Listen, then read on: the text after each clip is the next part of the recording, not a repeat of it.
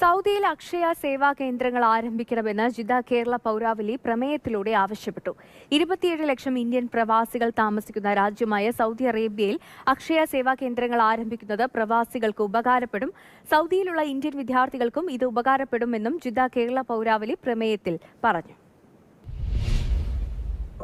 സൗദിയിലെ പ്രധാന പ്രവിശ്യകളിൽ അക്ഷയ സേവന കേന്ദ്രങ്ങൾ ആരംഭിക്കുന്നതിന് സംസ്ഥാന കേന്ദ്ര സർക്കാരുകൾ തയ്യാറാകണമെന്നാണ് ജിദ്ദ കേരള പൗരാവലി ആവശ്യപ്പെടുന്നത്. 27 ലക്ഷം ഇന്ത്യൻ പ്രവാസികൾക്ക് പുറമെ 85,000-ലധികം ഇന്ത്യൻ വിദ്യാർത്ഥികളും ഇവിടെ പഠിക്കുന്നുണ്ട്. തിരിച്ചറിയൽ കാർഡുകളടക്കമുള്ള ആവശ്യമായ ഔദ്യോഗിക രേഖകൾ ലഭിക്കുവാനും പുതുക്കുവാനും ഇപ്പോൾ അനുഭവിക്കുന്ന പ്രയാസങ്ങൾ ലഘൂകരിക്കുവാൻ അക്ഷയ സേവന കേന്ദ്രങ്ങൾ ആരംഭിക്കുന്നതിലൂടെ കഴിയുമെന്ന് പൗരാവലി ചൂണ്ടിക്കാട്ടി. തീവ്ര വോട്ടർ പട്ടിക പരിഷ്കരണത്തിൽ പ്രവാസികൾ അറിയേണ്ട കാര്യങ്ങൾ സംബന്ധിച്ച് ബോധവൽക്കരണത്തിനും ആവശ്യമുള്ള ആശങ്കകൾ പങ്കുവെക്കുന്നതിനുമായി സംഘടിപ്പിച്ച പരിപാടിയിലാണ് ഇത് സംബന്ധിച്ച പ്രമേയം പാസാക്കിയത്. ഡോക്ടർ ഇന്ദു ചന്ദ്രശേഖർ പ്രമേയം അവതരിപ്പിച്ചു. ജലീൽ കണ്ണമംഗലം മോഡറേറ്ററായിരുന്നു.